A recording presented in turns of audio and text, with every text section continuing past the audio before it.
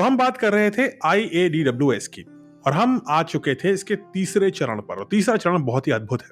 वो है DEW यानी डायरेक्टेड एनर्जी वेपन, यानी कि एनर्जी को किसी एक टारगेट पर डायरेक्ट करके कैसे नष्ट किया जाए। इसकी रेंज होती है 3 किलोमीटर तक और ये अनमैन्ड एयर व्हीकल्स यानी ड्रोन्स और स्वॉर्म ड्रोन दोनों को नष्ट कर सकता है। हमने देखा था ऑपरेशन सिंदूर के दौरान जब पाकिस्तान ने तुर्की के बहुत सारे ड्रोन्स एक साथ भेज दिए थे। इनको बोलते हैं स्वॉर्म ड्रोन्स।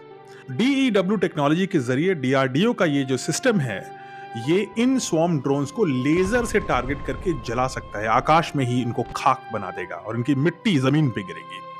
भारत अब उन देशों की सूची में शामिल हो चुका है जिसके पास ये अत्याधुनिक टेक्नोलॉजी मौजूद है और वो भी इंडिजीनियस है। इस IADWS सिस्टम का मिलिट्री एप्लीकेशन बहुत ही महत्वपूर्ण है, स्ट्रेटेजिकली एक इंपॉर्टेंट स्टेप है।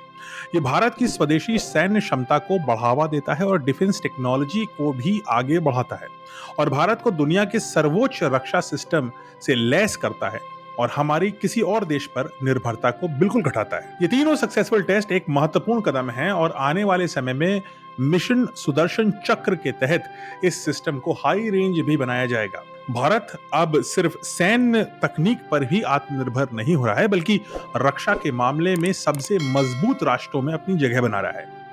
IADWS के सफल परीक्षण ने यह साबित कर दिया है कि भारत अब किसी भी हवाई खतरे से निपटने के लिए पूरी तरह से तैयार है, चाहे वो पाकिस्तान से आए, चाहे चाइना से या बांग्लादेश से।